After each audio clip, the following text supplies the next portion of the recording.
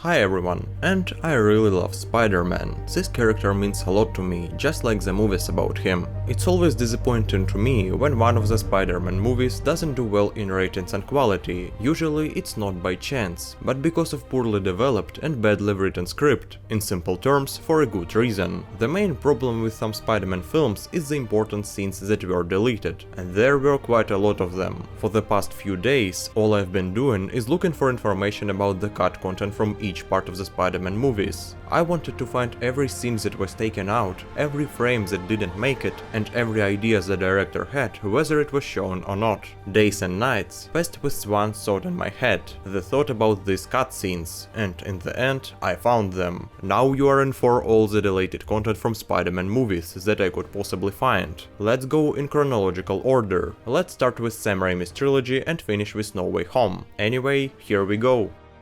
Naked Tobey Maguire, how did that end up here? Actually, with the first two films by Raimi, many scenes are quite ambiguous. They don't have such weighty cut-plot important moments as the subsequent parts. They are fine as they are, no big issues. Surprisingly though, these films have a fair amount of deleted stuff that is pretty interesting. But there is one thing not fully explained in the director's version, Tobey Maguire's web shooters. There is a lot of debate online about this. Some people say it's fake, others don't agree, and the truth is hard to find. However, I think it's probably fake, because Raimi got the idea of organic webbing from Cameron, taking it from James's script. He even said in an interview that a 15-year-old high school student couldn't create something like that at home on a writing desk. If Parker is so smart, then why is he so poor? I think you get what the director was saying, so those web shooters are probably fake. Ladies and gentlemen, please remain calm! The bank heist and the Twin Towers. Since there is hardly any significant deleted content for the script of the 2002 Spider-Man, the most interesting cutscene is what's known as World Trade Center Web, featuring the Twin Towers. They were removed from the final version of the film due to the 9/11 tragedy. A group of criminals robbed a bank and then escaped in a helicopter. However, Spider-Man caught them by hanging between the two buildings. It's very unfortunate that this happened, but the creators had to remove this moment. Also, shots of the Twin Towers appeared throughout the film between scenes. God, it's true.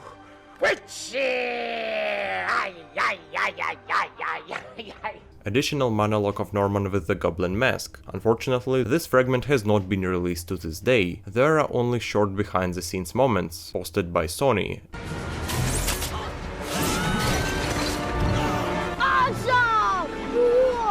Extended version of saving people from fallen debris. When Parker hadn't put on the costume yet, and using his web was dragging citizens away from danger, he was noticed by children. Parker told them to keep quiet. In general, it's what this whole scene is about. Alternative Stan Lee cameo. Originally, Stan Lee had a different cameo in the film, even shot but not released online. Only a couple of frames exist. At the City Festival, he offered Peter to buy sunglasses, which would be a reference to the X-Men.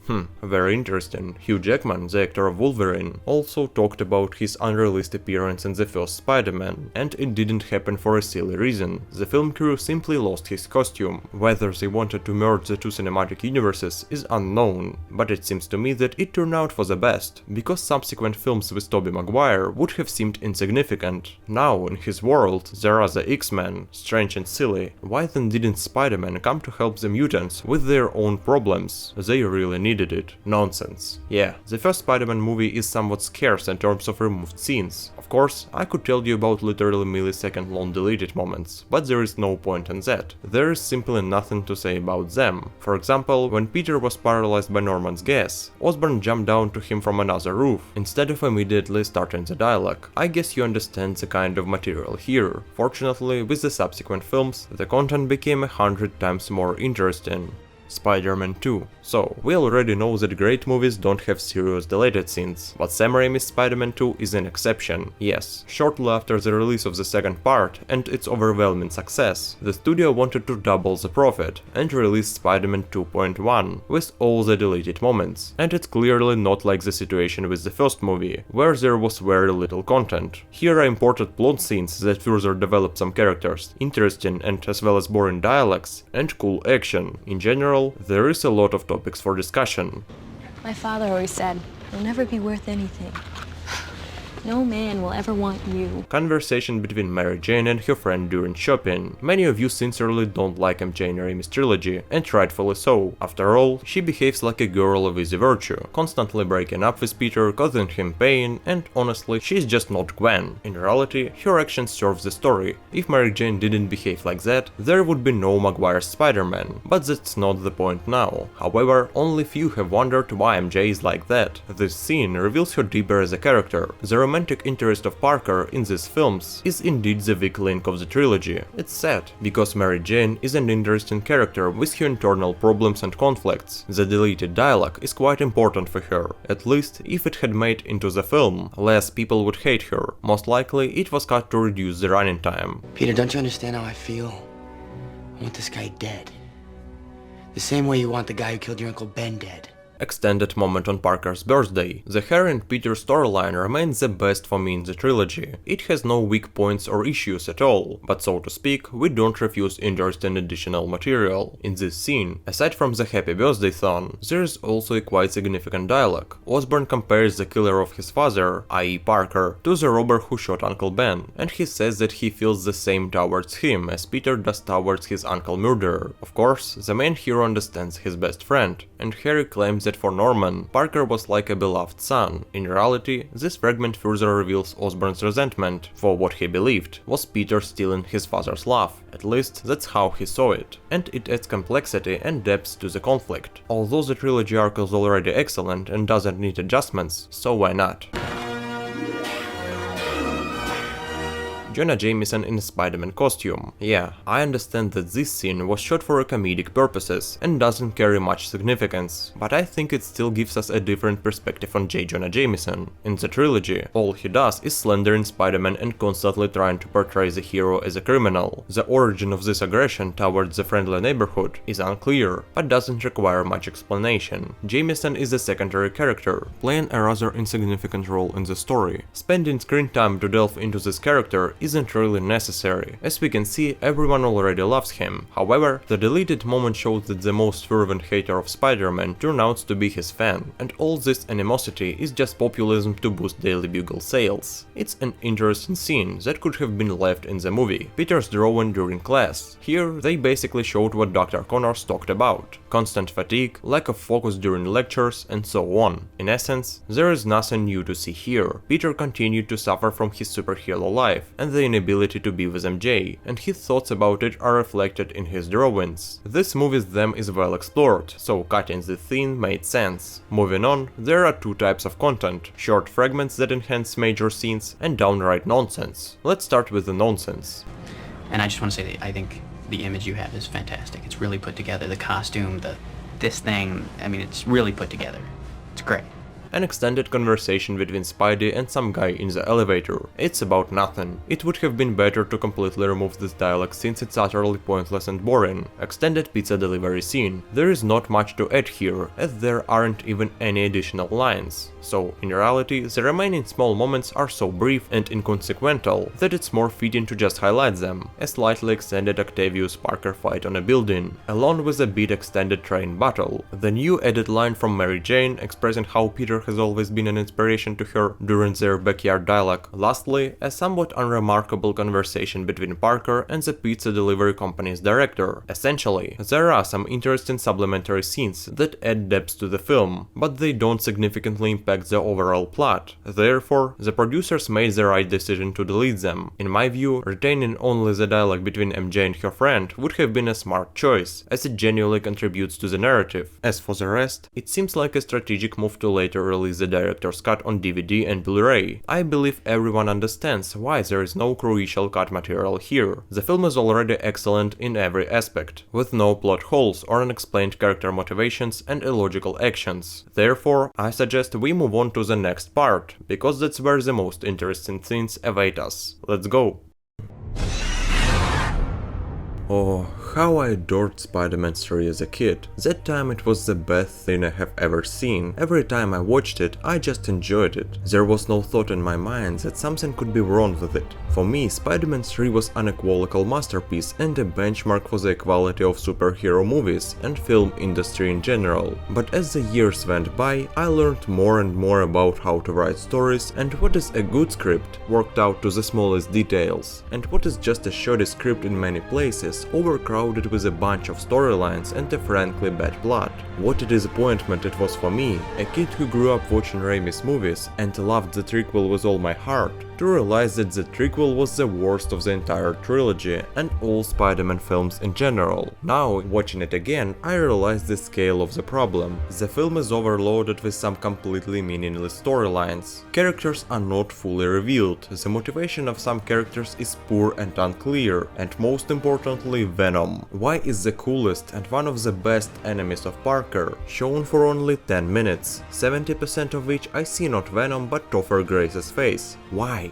I think I know the answer. Sam Raimi simply didn't want him to appear in the movie. Initially, Eddie Brock was not supposed to be in the movie at all. It was only because of the greed of the studio bosses that he ended up there. After all, they wanted to sell as much merchandise as possible for the movie, thereby making a lot of money. The more impressive the characters are, the more stuff you can produce. Although I think The Amazing Spider-Man 2 is still worse. After all, Spider-Man 3 has ideas that the creators somehow promote throughout the movie, and in TSM2 it just ended up being a mishmash of storylines. However, could the main problem with the Spider-Man 3 be just in its deleted scenes? We all know how different a movie can turn out if only the studio with its greedy bosses obsessively interferes with its creation, just like happened to Justice League. This did not pass by Raimi's pictures. Since the release of Spider-Man 3, we have been periodically fed various cutouts, remote scenes, photos from their shoots, and various early character designs. I swear to you, he won't stop me again. The scene with the Sandman's daughter and the subsequent union with Venom. I just have one question. Why? Why was it deleted? Right after Flint got out of the sewers and turned back into a human, he visited his daughter in the form of a sand castle, and then he would say a very important phrase.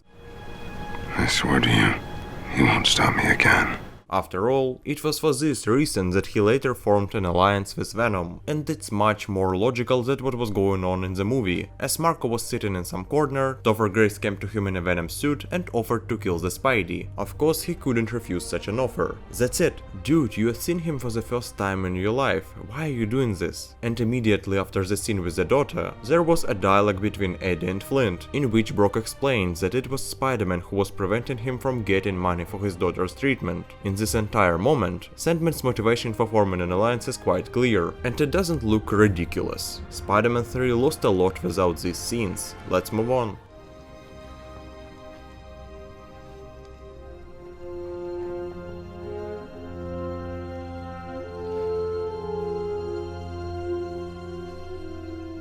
An alternative scene of Harry's transition to the light side. After refusing to help Peter against Venom and Flint, he picks up an old broken photo of him with Parker and MJ and starts to think. In fact, this version of Harry's transition is simply better than what we were shown in the theatrical version. The butler wouldn't appear from nowhere and suddenly start telling the real reason for Norman's death. Harry decided himself to help Peter because he was Harry's best friend, and it was an adult, balanced decision, and the conflict that had been developing throughout the trilogy was coming to an end. But in this case, he still thought that it was Peter who killed his father, so there is a great solution in a situation like this. Just leave these two scenes in the movie, that way everything will be harmonious and with no questions. Another important deleted scene was the breakup of Gwen and Eddie. As soon as Brock was fired from the Bugle, he came to Gwen's house for support, but she chased him away and said that she never wanted Eddie in her life again. Unfortunately, this scene never appeared on the internet.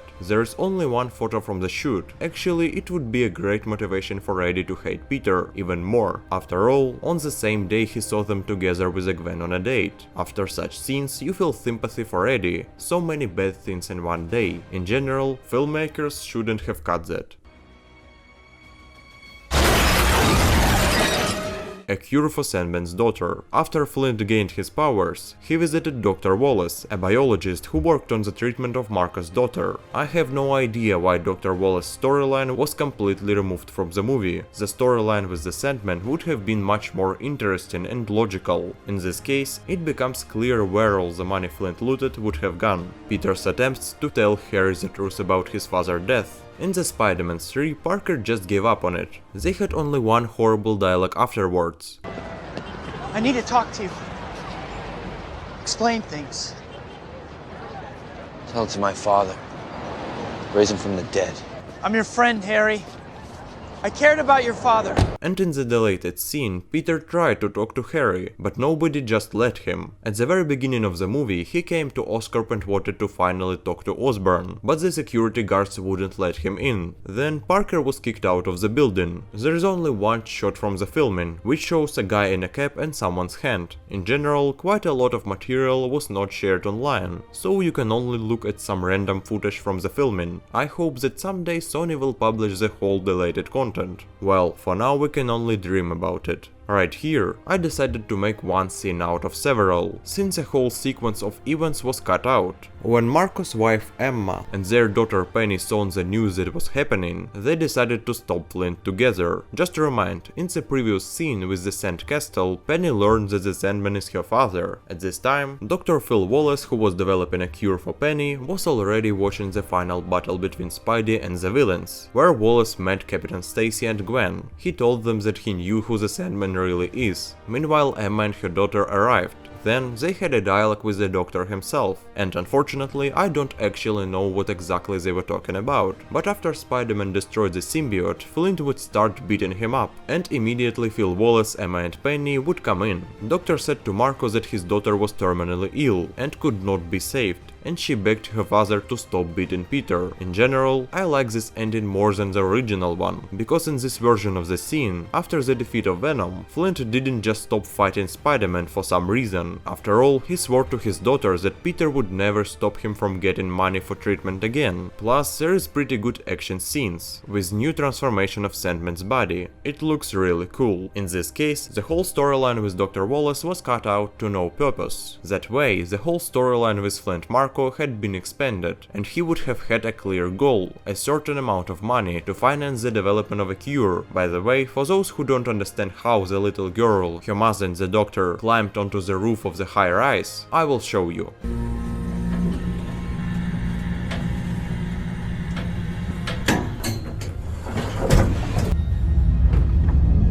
Impossible. And while you are in a state of shock, Harry Osborn is slowly going crazy. Before he inhaled the goblin gas, he had a dialogue with the butler, but as it turned out later, Harry was talking to the wall. Then Norman came to him in hallucinations and tried to turn his son against Spider-Man. Harry told Norman that Peter was his best friend and he will never hurt him, but the goblin convinced his son otherwise. And in the end, they hugged each other. Filmmakers shouldn't have cut this, because Harry's last dialogue with his father was in Spider-Man 2, which ended with their quarrel. Here, father and son make peace. After that, Goblin Jr. is finally born. We were also shown Harry's gradual loss of sanity, that occurred even without green gas. And now just imagine how Osborn's decision to help Peter would have turned out from the alternative scene I have already mentioned. Oh, what a masterpiece we have just lost. Well, that was all the most important deleted scenes. Next ones will be some interesting but less important scenes for the story.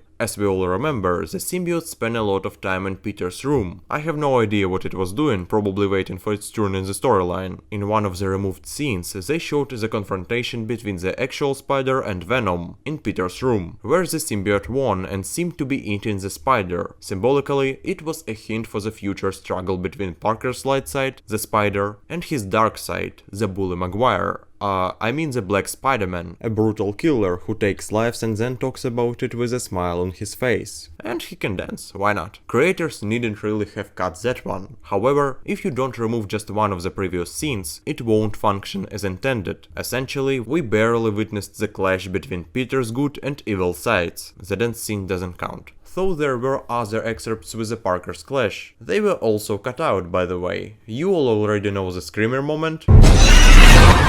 Generally, there was no real need to take it out of the movie. I'm sure it would have left a great imprint on the memory of the children of that time. Before breaking up with MJ, Parker was tempted to put on the symbiote. He looked at the box where the black suit was lying, as if calling to him. It made it clear that the costume was like a drug, and that you couldn't do without it over time. Again, it's unclear why filmmakers removed it. The scene is quite small, but still important. In fact, it's just an extended version of another scene. It takes only a few seconds. I'm really curious to look at the person who deleted it. I mean, someone thinks that this...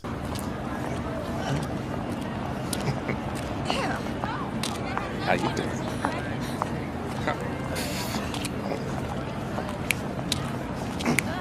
is more important than all these scenes? I think I will be asking myself such questions for a very long time. It's also worth mentioning the extended fights with Sandman. During their first meeting, Spider-Man was saving a child from the sandstorm, and there were a couple of additional action shots. There are photos from the other filming of scenes as well. For example, where a small child ran up to Peter in a Spider-Man costume and shot him with a toy web shooter. Then Parker shot the kid back with a real spider web. Additionally, there were a couple of more violent parts of the fight between Spider-Man and Sandman, where Peter hits him with some rebar and punches hard in the face. Then it turned out we were supposed to see Flint Marko mastering his new powers. This was not shown in the movie at all. I think most of you have heard at least something about the darker ending of the final battle. Spider-Man pulled Eddie Brock's skeleton out of Venom. After that, the symbiote attacked the Spidey and began to tear him apart, but Peter managed to escape and blow up the villain forever. Basically, it's clear why it was removed. The Spider-Man 3 has received a PG-13 rating, and such film excerpts simply cannot be in the movie. The studio also filmed Spider-Man web-swinging moments in a black suit, and since there are so few of them in the movie, they should have left them in. Besides, there is an alternative version of the fight between Harry and Peter, in which Parker is not standing but lying down. In fact, he thought that Osborn had lied to him and he was not MJ's new boyfriend. So the question is, why did you come here, Parker, if it's a trick for you? In this case, it's a good that scene never appeared in the prequel. Well, right now I'm just going to start listing the rest of the deleted scenes, because everything you will hear doesn't affect anything at all. Additional shots of Flint turning into the Sandman, extended scene of Peter getting the black suit, and then the red suit in the reflection of the glass, even though it was black. When Mary Jane breaks up with Parker, there was a moment when Harry evilly smiles. In the Daily Bugle, after Brock was fired, Jameson said that he hadn't issued a retraction in 20 years. In fact, this is not true. The Daily Bugle consistently published retractions, as Betty Brant said in her remote dialogue with Jonah. When Eddie Brock came to church, he repented and said that he was tired of suffering because of the mistakes of others. Furthermore, there were some weird dialogues between MJ and Harry at his house as well, where she apologized for something. There is a moment in the trailers that was cut from the movie for some reason. During Gwen's kiss with Spider-Man, Eddie has been here and saw it all. You can see from his face that Brock was very surprised. And finally, this scene was not even filmed, but still, at the end of the movie, it was supposed to be a final web-swinging scene. It seems to me that it was the right choice to cut it out. Just imagine that after the funeral of his best friend, Peter was flying around the city and screaming. It would be completely inappropriate. By the way, this photo shows how Spider-Man's black suit was originally supposed to look like. Actually, it's not bad. I just wanna see it in full. You know, after discovering all the deleted scenes of Spider-Man 3, I feel like I watched literally another movie, which in turn is much better than theatrical version. The Amazing Spider-Man. We are moving on to perhaps the most unnoticed Spider-Man movie by the public. Indeed, the film's release was rather unassuming, especially against the backdrop of blockbusters like The Avengers and Christopher Nolan's Batman. However, that's not the point. Of course, the first part is not as problematic as the second, but to my surprise, it contains a lot of cut content, and some of it is crucial. Although, to be honest, it's not surprising. The film has significant plot holes and inconsistencies, as well as some script illogicalities. By the way, many of them are caused precisely by the deleted scenes. Sony has once again stepped on the same rake and decided to spoil most of the director's intentions, because they handled The Amazing Spider-Man 2 in exactly the same way. In general, let's now delve into the cut material of the first TSM movie. So here we go. Please, they're coming to kill me. Peter's attempts to talk sense into Dr. Connors. This is depicted in two scenes. I thought I would spill the beans and show a pair of deleted scenes at once, because each one adds a tone to the story and character depth. Right after Parker duked it out with the Lizard School, he stumbled upon Kurt in the bathroom, asking for help. Peter then hauled him off, seemingly heading for Connor's lab. That's where the next deleted scenes we are after unfolded. Parker trying to reason with the scientist. No dice, though. Connors was relentless, still grinding away on the serum. Out of the blue, Reggie Radha showed up, having tracked Kurt's location in another cutscene. He shot Dr. Connors, then leaving Peter paralyzed. After that, Radha tried to snatch Peter, but the scientist managed to morph into the Lizard. In the scuffle, Lizard beat off Radha's head, leaving him headless. The reason for cutting the entire sequence of events is pretty clear. It's all because of a scene where someone gets their head beaten off, and that's a no-go for a PG-13 rating.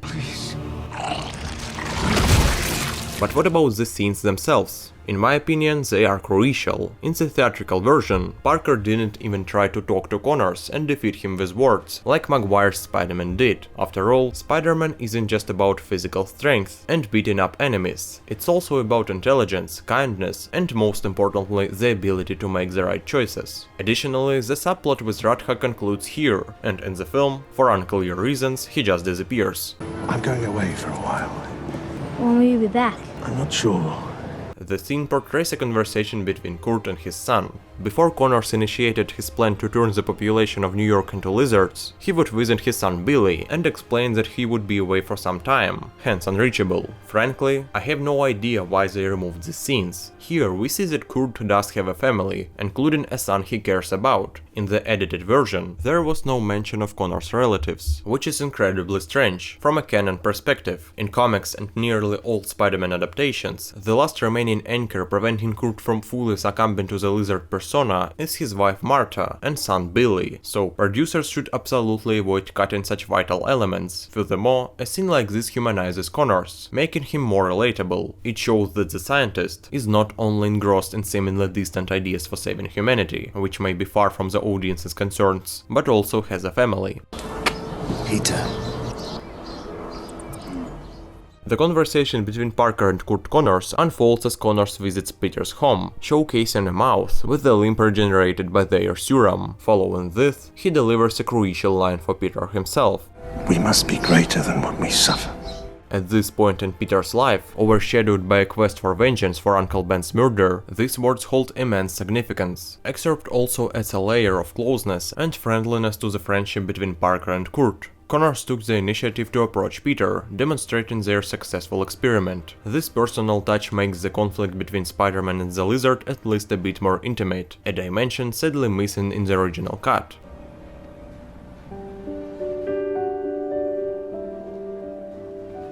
Peter and Gwen dates at the Clock Tower. This moment is directly tied to events in the subsequent part, as it is here that Gwen meets her demise. There are no dialogues, and the scene lasts only a few seconds. Whether it would disrupt the film's plot, according to Sony, is unclear. It would have been better to leave it in. It would have once again demonstrated and unmistakably hinted to the audience that both films in the duology are cohesive whole, and that one doesn't function properly without the other. Deleting it was a mistake, again. Spying on Connors. There is nothing particularly noteworthy here. Peter simply observed from a rooftop as the scientist went about his business. That's it. Next, there is another interesting scene with the mutating Kurt in the sewer, reminiscent of Freddy Krueger. By the way, the graphics here are incomplete. However, both of these segments are unnecessary, so it's generally a good call that they were cut. Alternative Uncle Ben's death. When I first learned about this deleted scene, I didn't expect it to be so similar to the original. The only significant difference is that they don't show Uncle Ben's actual killing here. You only hear the gunshot. The other changes are minor, such as Parker sitting under the bridge in the alternative version, instead of taking a stroll. In other words, these are fragments that don't affect the film in any meaningful way. Extended first-person Spider-Man flights. There is nothing to add. They clearly removed it to save runtime. Skateboard fall. This moment was supposed to be somewhere at the beginning of the movie, and in theory portray Peter as a clumsy goof. Also, towards the end of the film, they cut a small dialogue between Parker and Aunt May, where she expressed surprise at her nephew's newfound attentiveness, which wasn't there before. It showcased how Peter had changed and grown compared to the beginning of the movie. In general, he went through his arc from a careless boy forgetting to pick up his aunt from work to a caring young man, although that snippet at the end, when he brought a box of eggs, was sufficient. Even after the battle with the lizard and saving New York, Peter didn't forget May's request.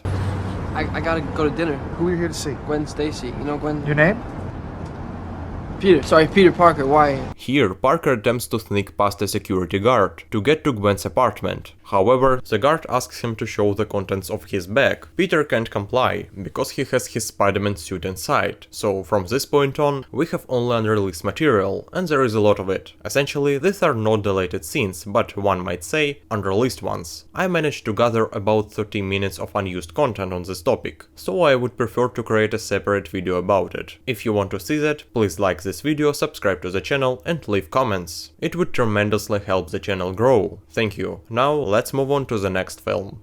To be honest, I totally disliked The Amazing Spider-Man 2, until I watched it again. When I first started watching it, I thought I was going to see something like Joss Whedon's Justice League, or even worse. What could be worse? Especially the dialogues are well written, each one that is not related to Electro. In this movie you can feel the chemistry between the characters. You can see that a real human wrote everything, not the same scriptwriter of Star Wars prequel trilogy. You're so beautiful. So love has blinded you? Well, that's not exactly what I meant. Yeah, the film has a bunch of huge problems. It still remains as overloaded, full of a lot of storylines and hits for its own cinematic universe, which was never released, because Sony, as always, made grandiose plans, and in the end it turned out, well, you know.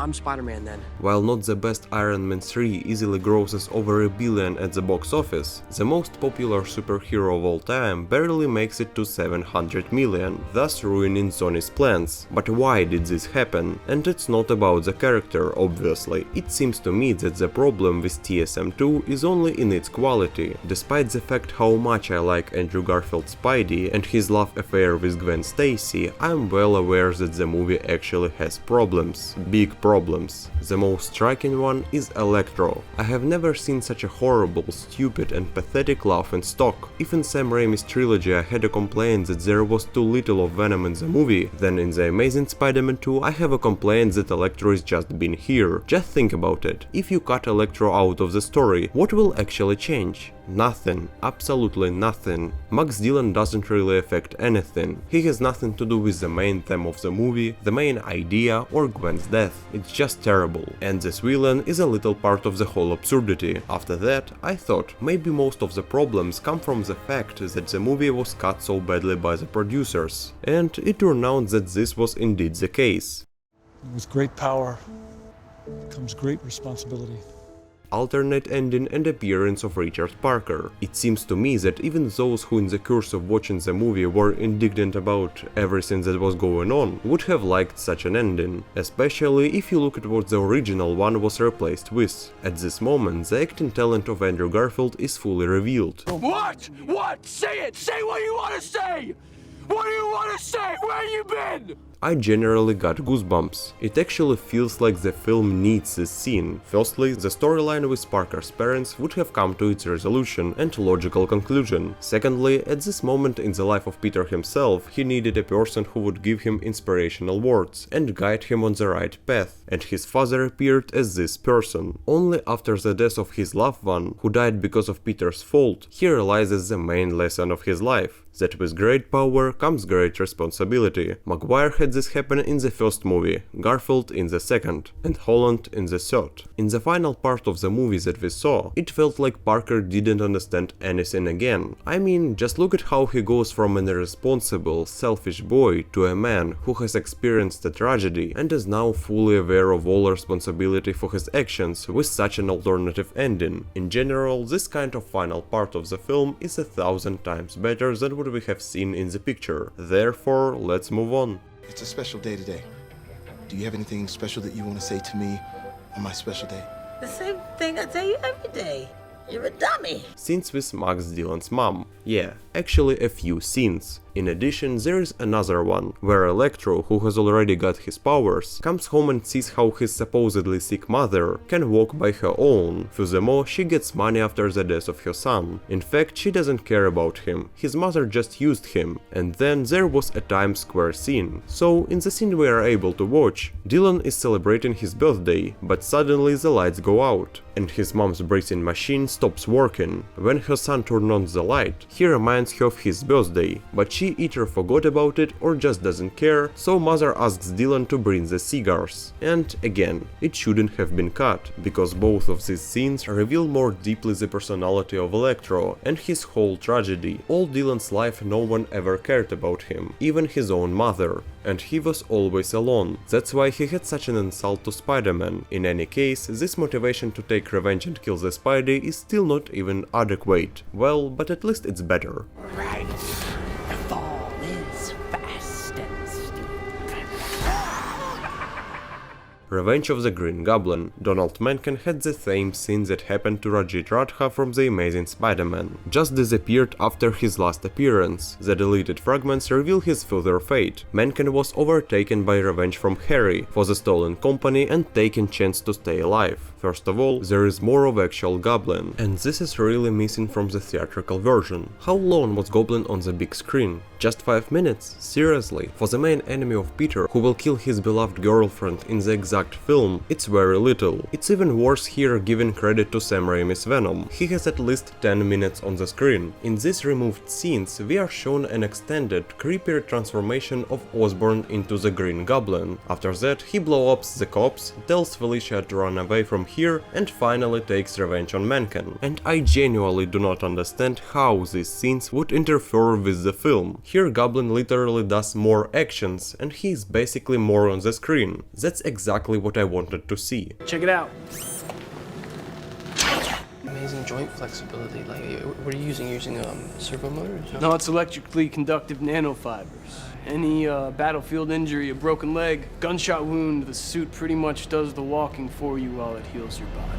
Extended scene with Osborn and Parker. Since Harry and Peter interacted with each other too little in the film, all this had to stay in the picture. Actually, they are best friends since childhood, at least we are told so. When Parker comes to Oscorp at Osborn's invitation, he shows his friends new military body armor and says that Peter can save Harry's life. Then Peter finds out that he had been watched since he was 10 years old. Norman and Oscorp Industries watched the boys' every move in case Richard Parker suddenly appeared. After that, Osborn includes a recording made by their dads over 14 years ago, in which they talk about the radioactive spiders they bred, that are able to cure all humanity from many diseases, including even Harry's. Then he asks Peter to bring him Spider-Man for blood production, but this creators didn't cut from the movie.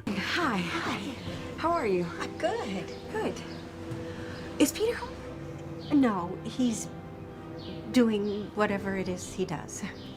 In this scene, Gwen comes to Peter's house to tell him about her admission to Oxford University, but he isn't there, so she asks Aunt May to inform him. When Parker returns, his aunt tells him to hurry after her, although if he truly loves her, he should now catch up with Gwen and confess his feelings. After that, there were other web-swinging moments, which were never drawn. You know, I like these scenes, because they relate to the main theme of the film, the time, and here it is shown that Gwen Stacy comes to Peter to say goodbye, and not just says it in a voice message. It would be better if these scenes remained in the theatrical version. There is also a moment where Parker, after another superhero day, just lays down and thinks about Gwen's probable move to England, and at that time, she also been upset about that. There is not a single line here, just the character's feelings. But in my opinion, The Amazing Spider-Man 2 is not a movie about offended Electro, or Harry who is dying from sickness. It's a movie about the death of Gwen, the death of Spider-Man's girlfriend, and the main mistake of Peter's life. There should be many times more scenes like this. In the final version of the film, after Max became Electro, the thing with him was in some unknown freaking place. He would wake up in some random room, just get up and go away. No security, no one around, and there was a big movie blooper. Why a person who turned out into an electric monster was left alone, and the extended version of this moment explains everything. In fact, he was brought there by Oscar Oscorp agent, who told some psycho guys that it must remain secret.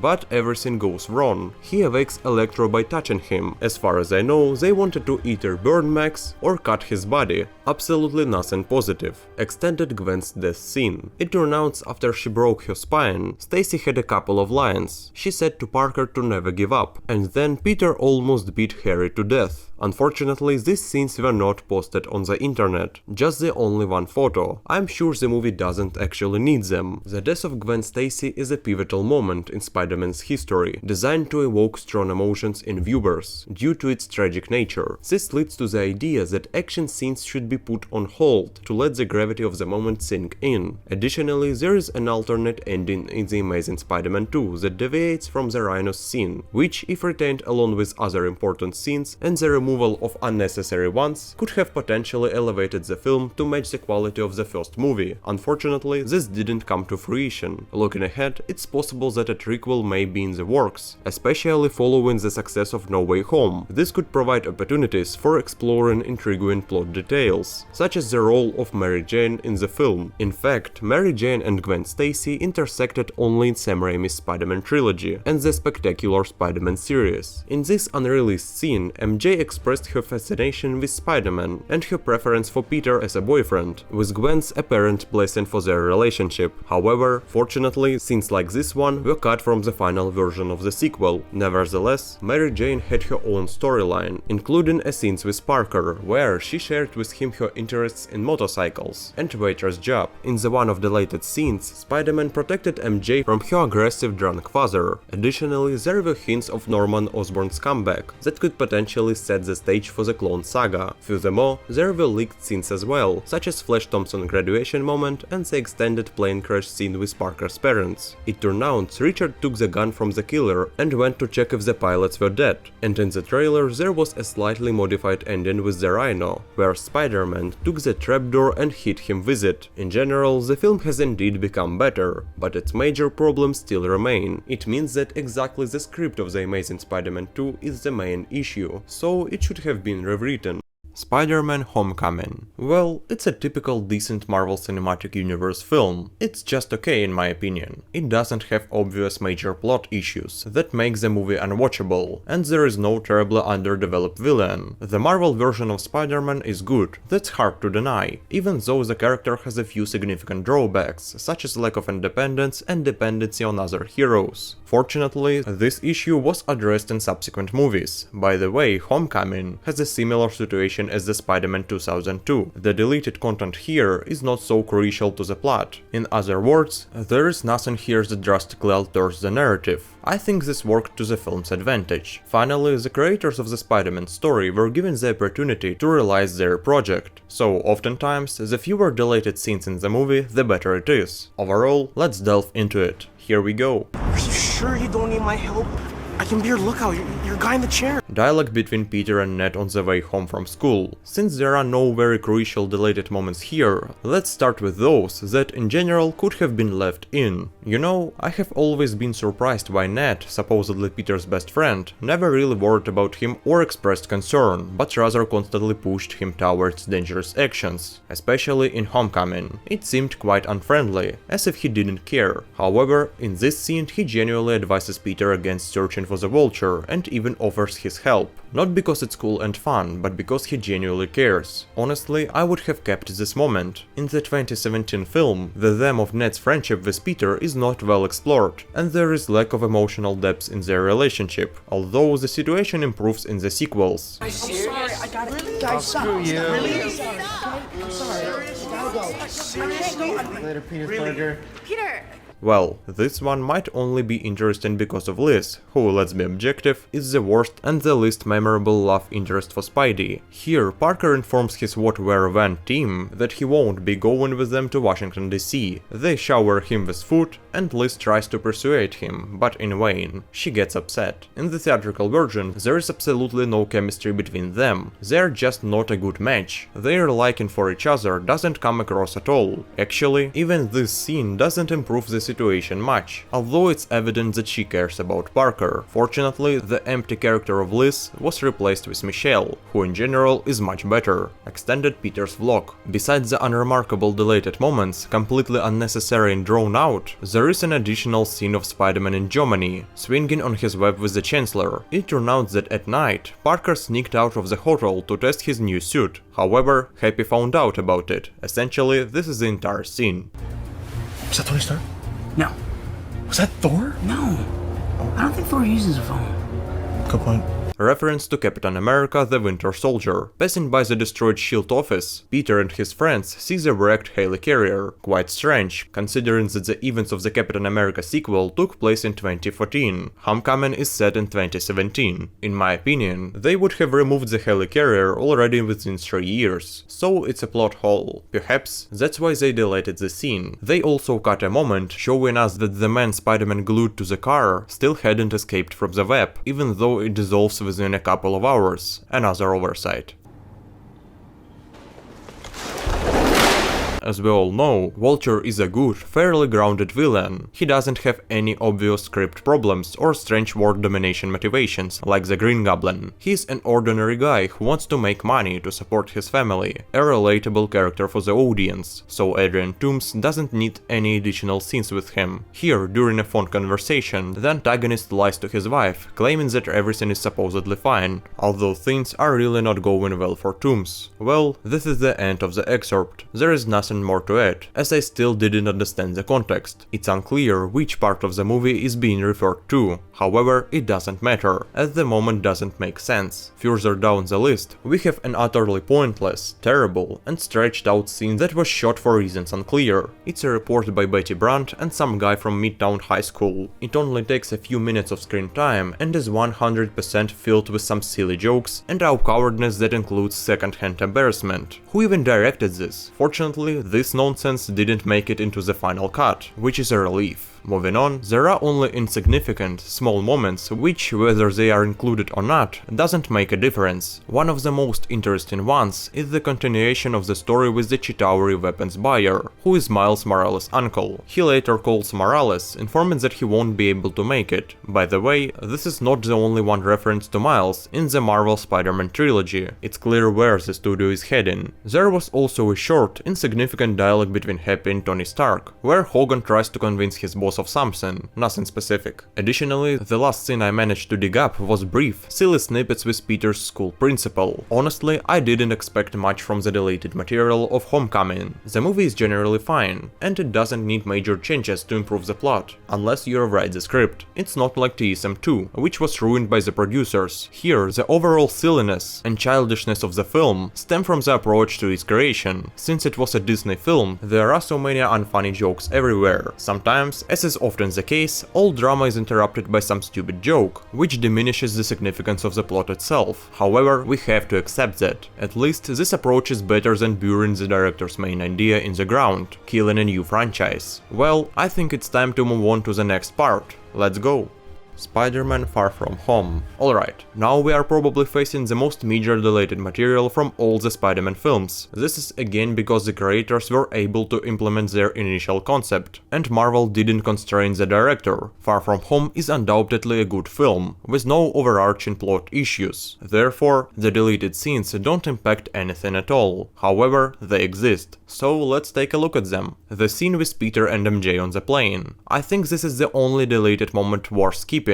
After all the events in the film, as Peter and Michelle were constantly separated by Thompson, as they couldn't be close to each other, this scene was supposed to be the culmination of their relationship, but for some reason it was removed, even though it's very short. In general, it was a mistake. Next, we have various moments made just for fun. Here, Peter goes to get his passport, but there is only one service point open, so he uses his gadgets to open a second one. Nothing special. Also, it turns out, there is an extended fight with the Iron Man against the thugs in the restaurant, with a few added short fragments and a joke involving a fire extinguisher, a slightly altered ending, when Parker returns to New York and May greets him, and he shows her Tony's glasses, and May says that Peter truly deserves them. It's a very sweet and harmless scene. I don't know how 5 seconds could have hurt the film. Unfortunately, the material released by Sony Online has come to an end. Debunking or analyzing any statements made by the main actors about deleted scenes is pointless, since the information is not substantiated in any way. One thing worth mentioning is the official concept art for Far From Home, where Webslinger and May were working on Spider-Sense. It seems the snippet was from somewhere near the beginning, since the costume there is still the old one. So what can we say in the end? It's quite limited. There isn't much intriguing deleted content for Holland's sequel, however, as we already know, that's for the better.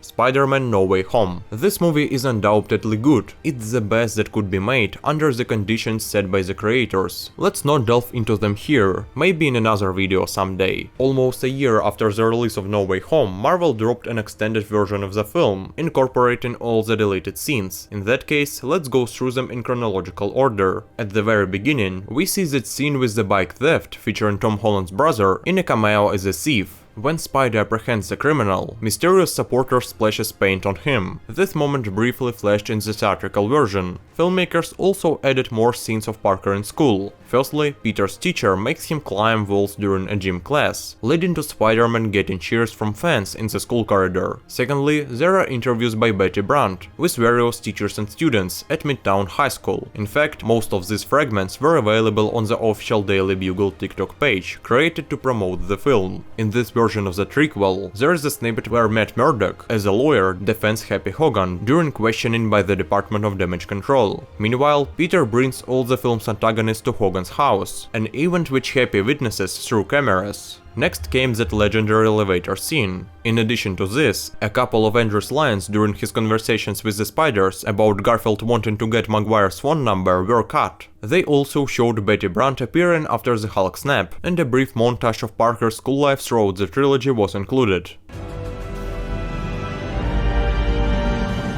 The battle with the Goblin on the bridge. In the theatrical version, Parker and Otto immediately teleported to Strange. Here, a whole fight unfolded between Spider-Man and Norman. However, the complete scene is missing. Here is only a part of it. It might have seemed interesting if it were in the film, but thinking logically, it's needless, because in that case, Parker's trust in Osborn in the first half of the film seems strange. Here, the Goblin attacks Spidey, appearing as a genuine villain in Peter's eyes. It's somewhat silly that the next day, they become allies and work together to develop cures for other antagonists. Next, we have another showdown with Osborn, but this time with Toby. Unfortunately, the scene is not there. They released only a few frames from the shooting, showing them fighting on the glider. It would have been unbelievably cool to see their final battle on screen. Hopefully, we will get that opportunity in the future. By the way, they also cut scenes with Morgan Stark and Venom from the movie. In this cameo, Tony's daughter supports Peter due to the unmasking. However, the details of where and how it happened are unknown. Speaking of Eddie Brock, they planned to add him as a participant in the final battle, which would be entirely inappropriate. He has absolutely no motivation to fight Spider-Man, and for what reason? The filmmakers did the right thing by not including it. It would have worsened the quality of the film. Well, this was a really long video. I did my best to find all deleted material from each Spider-Man movie, but if I actually missed something, write it in the comments below. This will be very interesting for me. And also click on the like button and subscribe to the channel. We'll see you soon!